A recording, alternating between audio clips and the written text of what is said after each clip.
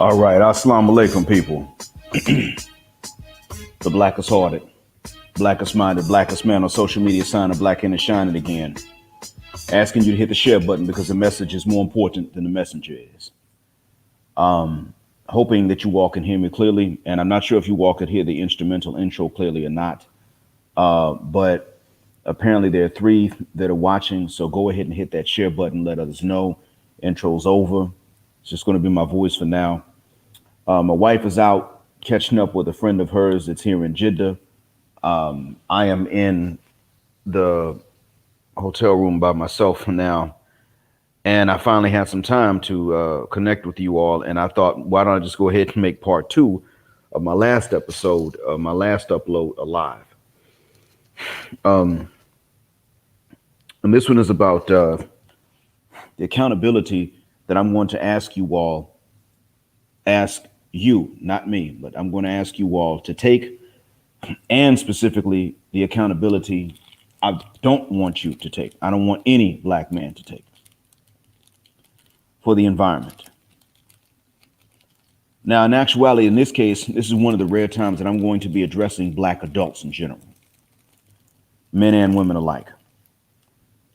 In the last one, I mentioned my childhood enemy and how my childhood enemy had a particular problem. And his problem was him being a coward. Starting fights if he thought they were easy, and running from fights if they were going to be an actual challenge. And I mentioned to my father, when we were all adults at this point, how this childhood enemy was now making a living throwing parties in our home city.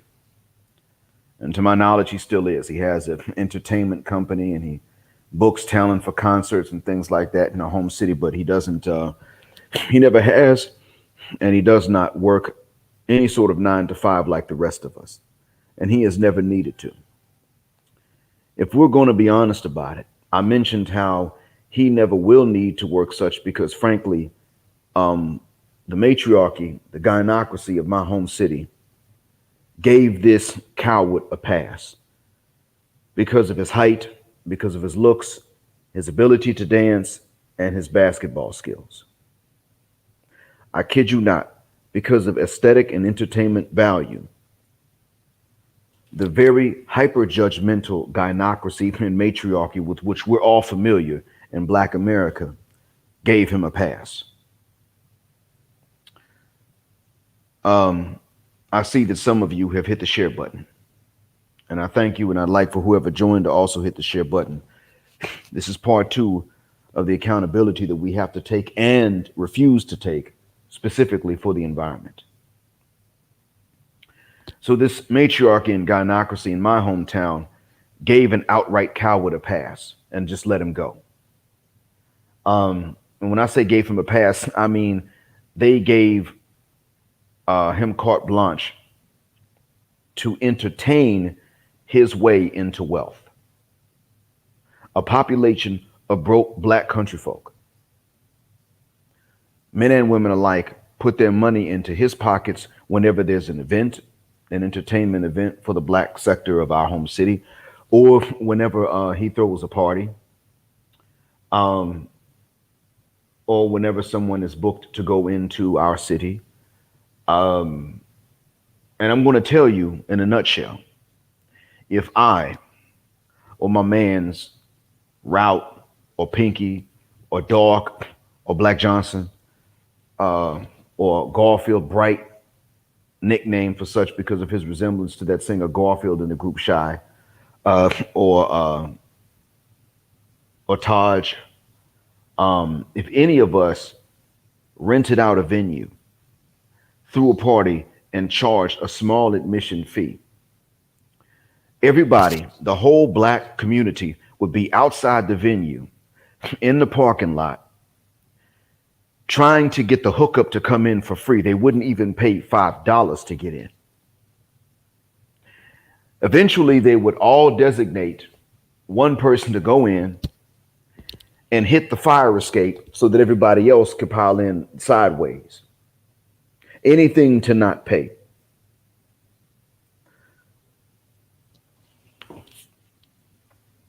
Um, yes, actually, VC Rome, this is the same guy that messed with an R&B singer.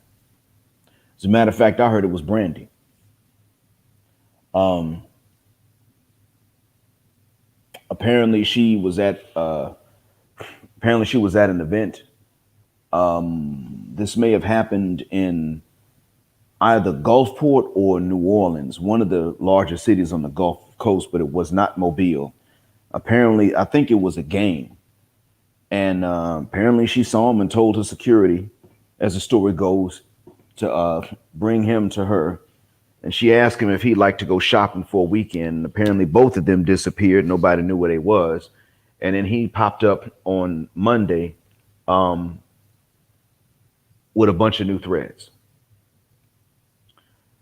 So in any case, and it's funny because this would have been after she had already curbed Kobe Bryant. I think it was. Um, so I mentioned how this man was able to throw parties, and all of a sudden, the entire Black community of our city acted completely differently. And how, because of this, my grudge was not really with him up to this point. My grudge is with the Black community of my city. And it was the matriarchs and the gynocrats. In other words, it was the sisters. And they were young at this point. So they were not yet quite matriarchs and gynocrats, but they were young, burgeoning matriarchs and gynocrats. They gave this dude a pass, and a lot of guys in my hometown have no red pill awareness, so they followed the punani, and they gave him a pass. A lot of them did too. So he could throw parties, let a few women in for free, and then women and men would start kicking out money. They would buy drinks, and so he just made money. And he was able to sit up and make about 10 grand per party that he would throw. If he threw 4 of them, he would make a living for the year. He now owns an entertainment company, as I've mentioned. And so when I mentioned to my father how he was doing this, my dad said, well, maybe he's doing something that you guys aren't doing. And I didn't have the vocabulary to say to my father, even though I was an adult at this time. Hell, this was only 3 years ago.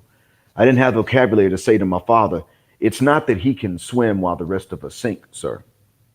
The problem is that the water favors him, period. The same water that refuses to uphold us will uphold him. And then will say in their defense, well, he's doing something you're not. But the fact remains, nobody else could act like him.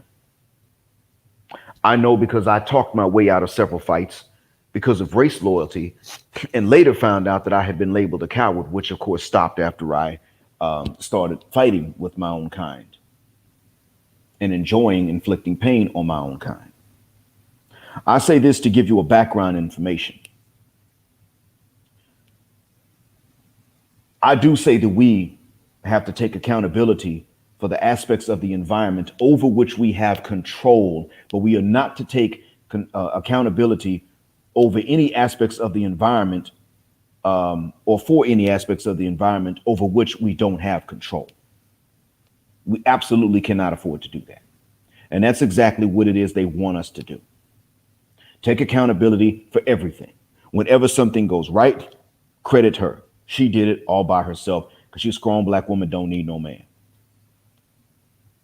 Anything that goes wrong is on us because we weren't there anyway. And anything we tried to do was discredited because we don't know what we're doing. Now, there's sometimes I have to remind my own lovely wife not to do this. And she's a great wife and a good woman. But there are occasions where I've got to remind her, hold up, hold up. I took responsibility for this. That means it's my say so. I listen to her input and information, then I make a decision because I'm the one that's going to take responsibility. Or she can take responsibility and then she has the say so. Usually she'll say, well, in that case, you took responsibility already. So you proceed, black mind. And I appreciate that because that's fair. But she will need a reminder every now and then. It's nothing about her intention that makes it such. It's human memory, human impatience. Goodness gracious. Hold on, y'all. I just happened to get a call at this point. Hold on.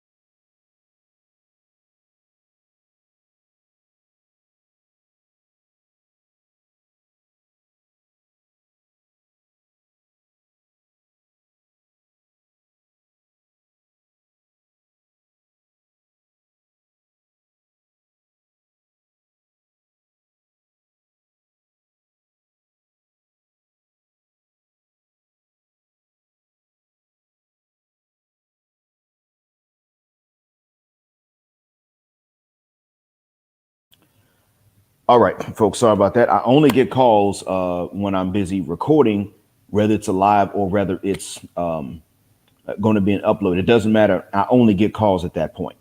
I kid you not. So in any case, I'm going to tell you the criteria by which, well, I've already said the criteria by which you should decide whether you will take accountability for something or not. Okay, Abdullah bin Bobby Atayeb, how about right now? Is it back yet? Is the sound back now? Assalamu alaikum, Abdullah. Is there sound now, Abdullah? Okay, all right, cool. Okay, so I take it that there's about a 10-second delay both ways, 5 each way or 4 each way. So make a long story short. Assalamu alaikum, Jaws. So to make a long story short, I gave this scenario in part one, and now in part two, I'm going to point to something else, a specific scenario that we know better than my own scenario. Although I will ask you this: how many of you have a similar scenario in your hometowns where there was somebody that could just get away with anything, um, and nobody else in town could get away with this, but somebody who, for some entertainment value reason, could just get away with anything, even in the eyes of the hyper judgmental black matriarch in gynocracy? Like, in other words, the same Sapphire and Boom Chic and Bonquisha that would get on your case about anything you did that they knew about your business would give somebody else a pass no matter what stupidity in which he engaged. How many of y'all know someone like that? Uh, well, I just got a notification that LAR Movement put out one about is monogamy, about faithfulness of finances. That'll be something to see, but I'm gonna check that out. Okay, all right. So Jaws knows about more than one. Now I'm going to give a scenario that everybody black in America knows very well. Take our communities, and mind you, I don't say that the capital of Black America is the hood. I'm not one that subscribes to that. To me, Black America is not limited to the hood. It's not limited to Cascade or Prince George's County. It's all of that and everything in between. Just to be fair, I mean, these are black areas, and I'm not one that says that the high income of a particular zip code excludes it from being a part of Black America if it is majority black. I don't say that. Some do. A lot of us think this subconsciously. I did at one point, no more. But if you take the hood, you have businesses that are owned largely by people that ain't us. Now, that being said, these folks, we look up to a lot of times, or we at least look at their communities as some examples of stability that we should follow. And I've told you all before, in some ways they are, in many ways they're not. It tends to balance out, but what is different is what they can get away with. I've mentioned this multiple times. I'm sure those of you that are listening now have heard me say this before. So I'm now going to say this in addition to it. Three things largely that make that scenario. Number one is the local zoning laws and rules. The local governments or the county governments have zoning boards, and they've got restrictions. So they determine where you can have a liquor store, where you can have a gun store, where you cannot, where you can't even have a business, but you can have a residence, where you cannot have a residence, but you can have a business, and where you're allowed to have both. They're the ones who determine these things. So that's why it is that they're allowed to arrive in the US. And if they got some money together to start something, they can go into largely our poorer neighborhoods, pay less in rent, because remember, they don't come rich. They don't go to the US and land and clear customs with a whole bunch of money already. They go with something, they go with a plan, but they don't go with a fortune. They go to the United States to make a fortune with something that they already got. Now, they got a plan, as I told you, but their plans change because they run into these local governments, as I said. But they can afford to, and they're not legally prevented from opening up liquor stores or convenience stores that sell liquor, pork, pornography, and cigarettes. All of these things they're allowed to sell because look at where they're selling it. Now, that's systemic. You don't have control over that. The second issue is that they're willing to compromise on their morals to sell these things they would not allow to be sold in such quantities in their own communities. Not that they can really stop that from happening in the United States. Don't get it twisted. Chinatowns are corrupt. As a matter of fact, Caucasians stereotype Chinatowns as lawless areas where the local police all of a sudden can't handle the mystery of Chinatown and they can't really enforce the laws of that particular state and of the United States in these areas. They stereotype it like that themselves.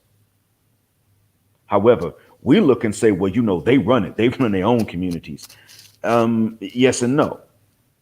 Debts are high, especially gambling debts. Triads run a lot of stuff. That's just how it goes. We think they're all together. A lot of them are putting on the front. And the funny thing is, when you finally make it in that community, you don't stay in Chinatown anymore, usually. They can't make movies about Chinatown without delving into certain stereotypes. They themselves cannot do that. However, whatever they will not tolerate or don't want to be peddled into their areas, especially by us, they will then turn around and compromise on their morals to sell to us. That's the second element. That's not on us. The first and the second are not under our control. Black men listening to me, never, black women even listening to me, don't ever accept accountability for these two factors. Absolutely not. The third element that is necessary for this to be the situation that it is the market that we make up. The market that we form is a profitable market for negativity, or should I say negativity. Negative stereotypes, jigabosity, porch monkeyism, spear chucker business, and Tarzan chaser stereotypes. We make the market, we make a profitable market for this stuff because we will buy this. So we owe no one an apology because it's legally easy and it's affordable to come in and open up these businesses and then sell these things legally.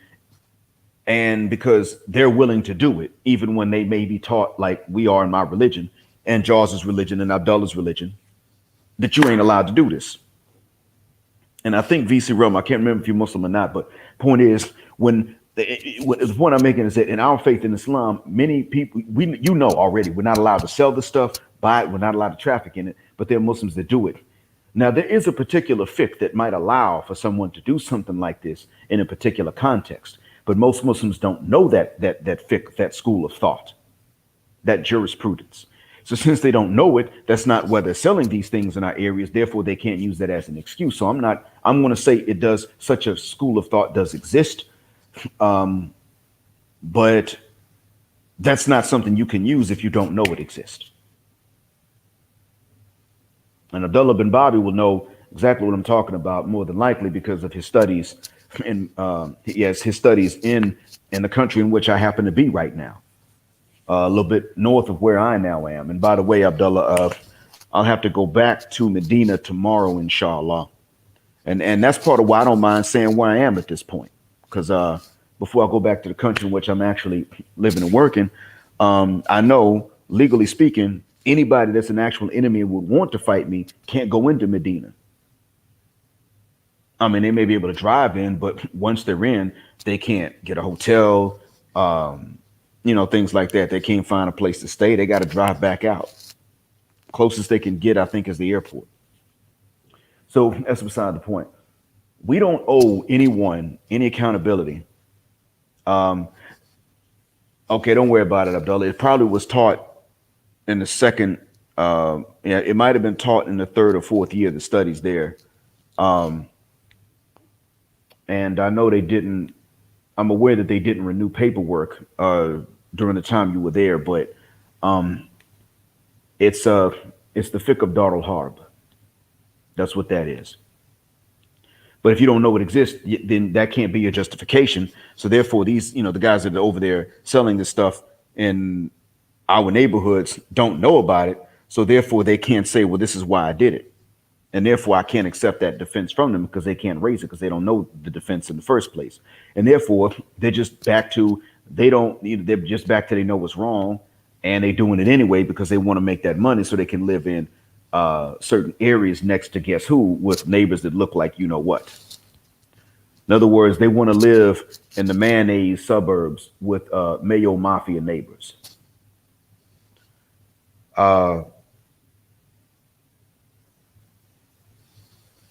Wow. If he had been caught, I'm sure he would have been arrested and removed from the city, though.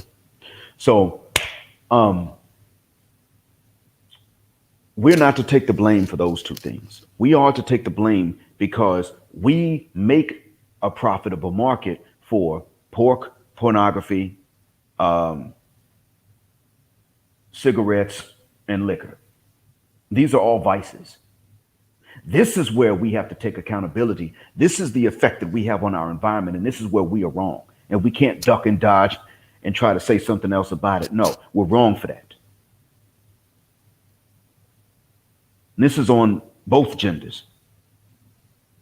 We're not allowed, by any stretch of any human conscience, to be so profitable a market for such filth, and yet we make it up. And I'm gonna give an example of where we do this. In Atlanta, I worked for an Indian brother for a while. He had a jewelry store, but it was in the hood. He bought the jewelry store because he could afford to buy the small operation and the inventory that was already there, so he could pretty much buy everything. He said that he learned the first 2 days of him owning and operating that business that if he didn't do gold teeth, he wasn't going to be able to keep it. He was never going to sell most of his inventory. Now, there were exceptions. There was some inventory that he could sell. See, gold teeth was something he would have to make every time. So that cost him fuel, wax, gold, electricity. It wasn't something he could buy and then turn around and sell like the rest of the inventory. It cost him more to sell that, so it cut into what he could have made. The inventory that he could sell was always jewelry that was in the image of crucifixes. That's an instrument of violence. Don't say it's a holy symbol. It's an instrument of violence. So crucifixes, the images of guns, knives, maybe grenades, and weed buds. These are the things these are the pendants and the medallions that he could sell in his inventory. He took me inventory shopping with him 2 weeks in a row. And I saw with my own eyes that when he bought those things, they sold. And the other inventory that was normal run of the mill jewelry did not sell. We were the market. It wasn't nobody but us that was the customer base. Walking in there, hey man, how much for 6 at the top, 6 at the bottom, dog? I want fangs too. And if it wasn't that, then it was, oh man, that pendant with or that medallion with the weed on it. Boy, that's fire. Let me get that. People would pull out the money. Man, I don't know how I'm gonna pay that rent this month, but I'm gonna stun on these hoes at the club this Saturday. You hear me? Telling you, shawty. They ain't gonna be able to say nothing to me. That's what they would do. And that's what they would tell us. They were a profitable market as long as it was for stupidity. Even the clothing that our neighbors sold had to be something foolish or negative depicted on it. We ourselves, men and women alike, are a market for stupid stuff. And I'm going to say that in the long run, we men are guilty because, again, if the women want guys to be wearing things that that always have a negative meaning attached to it, be it the clothes or the jewelry, we're still willing to wear that so as to impress them. So that's still on us to a certain extent, and it's on them. So I can't really extricate either gender from the blame for this one, but we make a market so profitable, a market as a whole collectively, for stupid stuff. And this type of thing is why it is that there is a cultural split in Black America right now, largely being headed by our gender and not by the sisters. And I'm not calling them sisters because they are our sisters all the time. It's because they sisters to each other. This is what I wanted to get through to y'all. This is what I wanted to make very clear.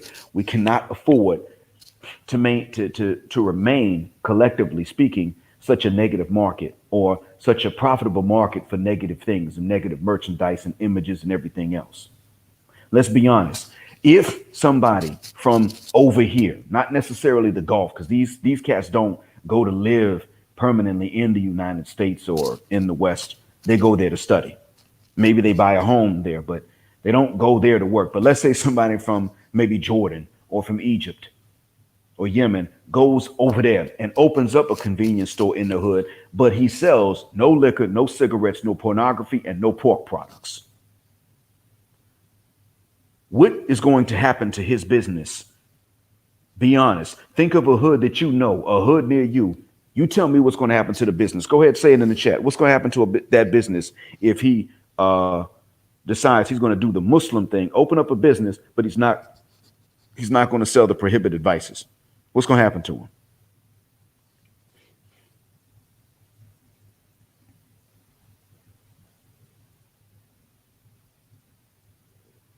Okay. Jaws 20:03 says he won't be in business long. Is that his fault? Is that something for which we should blame him?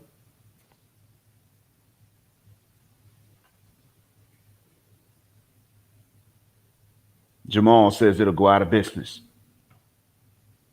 So we're now beginning to see a consensus. Now, everybody else, feel free to chime in and say what's going to happen to him. It's 15 of you watching, and I want to thank y'all for hitting the share button too.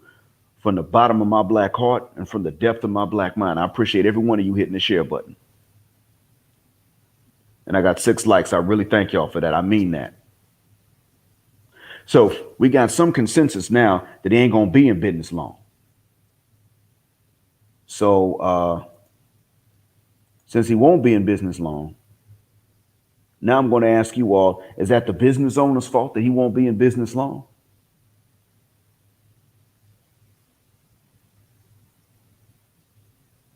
There you go. That means it's the market's fault. Money Magnet says his business gone crumbs. But in this case, from a moral perspective, that's the market's fault. That means that we are at war with him for doing the right thing, according to not only his faith, but even according to most of our people's faiths, be they Christians or be they practicing Judaism.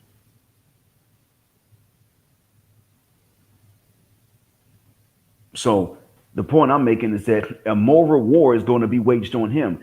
We will do to someone like that what we're supposed to do to those who actually sell these things to us. What we were supposed to do to some of the non-Muslim but Eastern Asian business owners that cater to us, maybe by selling orange chicken or doing nails and hair, not so much hair, but doing nails and selling the hair supply products and things like that. But then they can't respect us. You know them folks. The ones who sometimes slap our women. And all of a sudden, see, those folks, we have to try to tell everybody else to boycott. We got to call a meeting about that. Not to say to everybody, this furthermucker over here hit this woman, or this furthermucker over here locked in this man that ain't never stole nothing. What's going on? We kill dragons. See, we don't have to have a meeting just to tell the community what they did so that they'll naturally be boycotted. No. See, all you got to do is not sell us the stuff that's destructive, and the word will get around, and we will boycott that business the way we should boycott the ones. So we're doing the opposite of what we should be doing as any kind of moral market.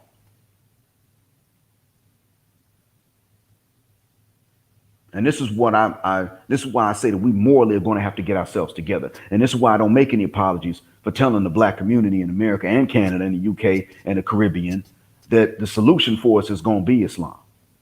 Not just claimed, but actually practiced. Ain't nobody going to be perfect at it.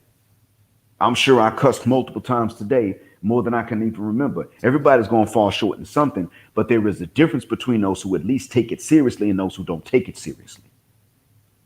And for us, we're going to have to take it seriously.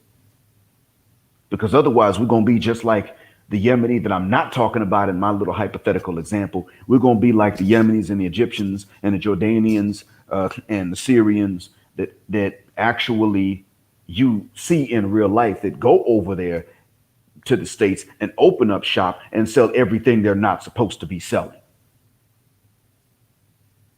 Then you're going to wind up exactly like them. Too many of us are already going that route. And I'm not going to spare them either. And I'm not going to cover up their sins anymore because they're now a liability to the rest of us. So I'm not letting them off the hook either. That's some BS. That's what we got some of these ignorant, no good imams sitting up trying to tell the more practicing, serious Muslim men to take on the sisters that ain't really practicing or ain't serious. Well, you know, brother, she's traumatized. She's lived a rough life. Yeah. Okay. Well, suppose I was traumatized and lived a rough life. You would be telling me to get over it if I want to get married. She's traumatized, lived a rough life. You telling me to come and save her and rescue her. No, what about telling her to get over it if she wants to get married? So I'm not talking about winding up like the trifling ones that we done seen already. smoking weed all year until Ramadan comes around. Then they give up the weed for Ramadan. I'm not talking about them. I'm talking about we would have to take it on wholeheartedly, exactly the way that we see that the so-called ethnic Muslims ain't doing. But nonetheless, even for those who want to stay on their other religions, the things about which we already agree are certain moral behaviors that we're supposed to have. And business interests are not to trump them. And so we're going to have to become a more moral market anyway. In this case, the other two things I mentioned are not the ones that we're not accountable for anyway in the first place. They wouldn't even matter. The zoning restrictions that limit new arrivals with a little bit of money to start a small business to our areas to sell these things would not make a difference. And their willingness to compromise on whatever they believed against what they're going to do to make money would also not matter because we would be unprofitable a market. We need to start treating those businesses that sell these vices the same way we treat the local pro-black bookstore in the hood, trying to sell us educational materials and make a living doing it. And we won't let them make a living and won't let them stay in business for any length of time because they're not catering to our vices. Now, I know I've worked in marketing before. You cannot promote a pro-black business enough. You cannot promote an Islamic store enough for them to stay in business long in many of our neighborhoods. You simply can't promote them enough. There's just not the demand for the positive things that they would sell.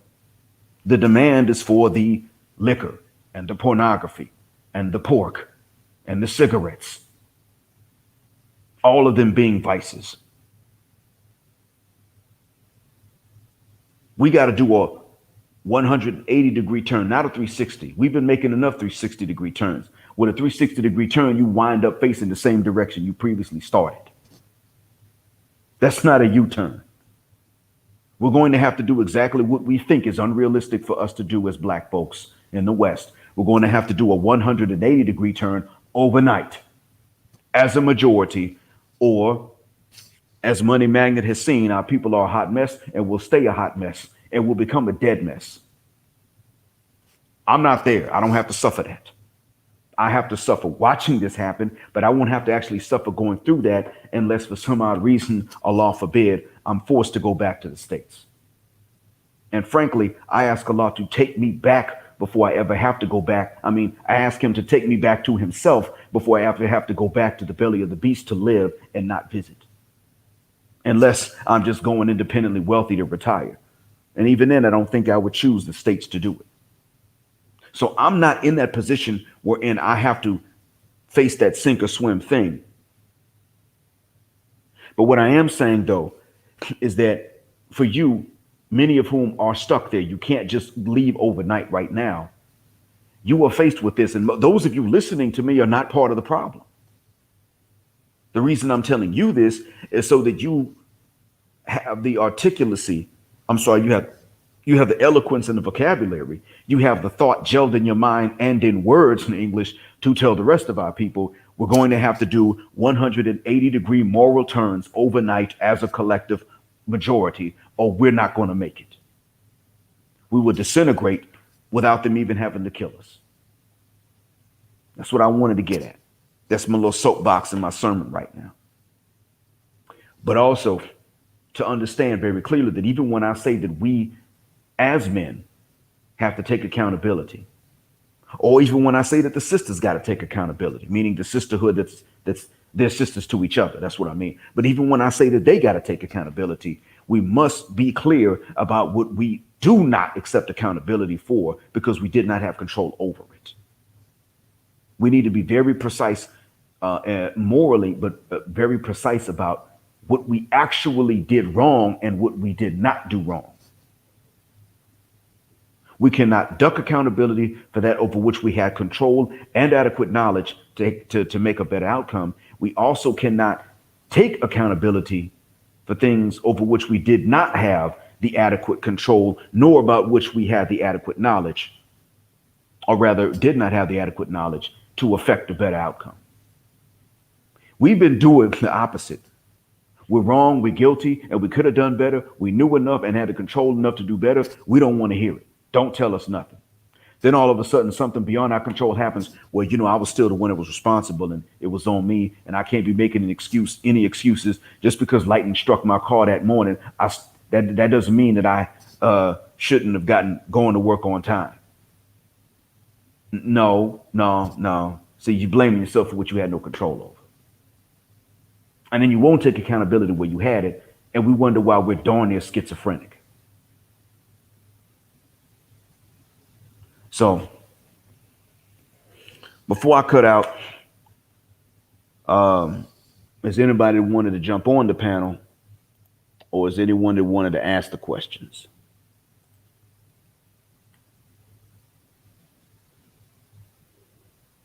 Money Magnet, I see that you said I'm thinking about taking my Shahada. People are a hot mess. Um, Abdullah bin Bobby wrote in how you would pronounce it. Therein is the Shahada. When you were convinced, that's how you would say it. I'm going to tell you, Money Magnet, that the solution for our people is contained in it. You're right that our people are a hot mess. Um, and unfortunately, those of us who are Muslim may owe you an apology, Money. There are those of us that are taking it seriously and practicing, and I don't see why they would owe you an apology. But there are others of us that weren't really taking it seriously, but just kind of took it as a joke, or it's just something to claim, or it was something you wore, uh, and they didn't actually take it seriously, and they owe you an apology if they acted this way in front of you because they would have given you the wrong impression. It's not to excuse you from having to think for yourself, but since they did not contribute, um, then they would have to accept accountability for it. So anybody got any questions for me at this point before I get ready to close this out?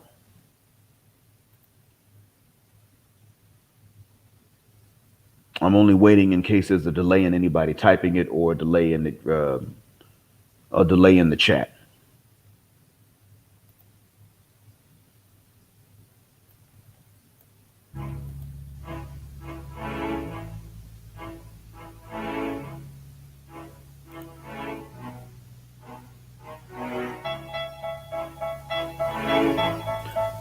Let's see, Brother Campbell, I worked with jewelry for about, I guess, about a year and a half. Yeah, about a year and a half.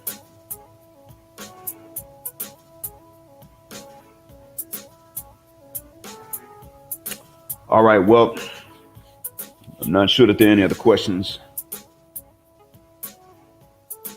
So that being said, you know how I like to close out.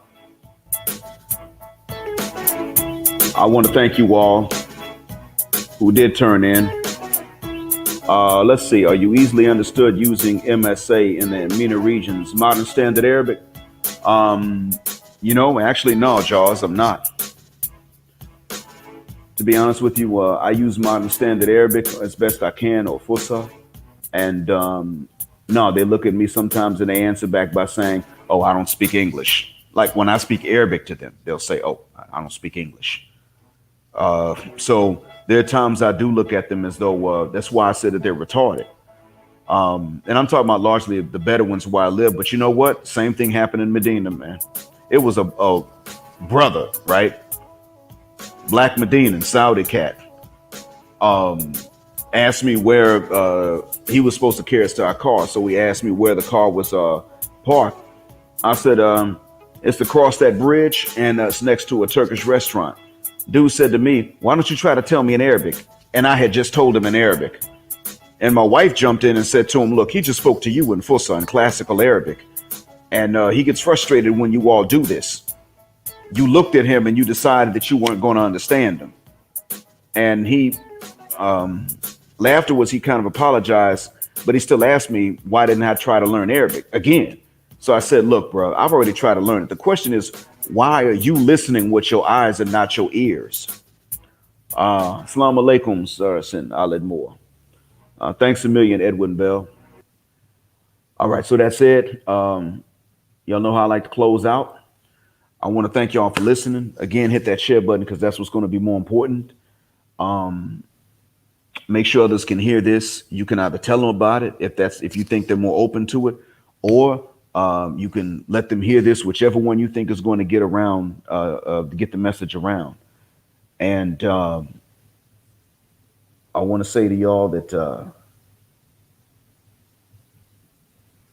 black heterosexual male non-select power is needed simply because they don't like it, and that's part of the solution, actually. And black patriarchy until extinction of Judgment Day.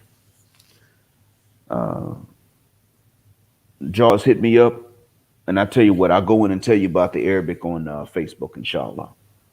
Assalamu alaikum, gentlemen. Black heart, black mind, blackout.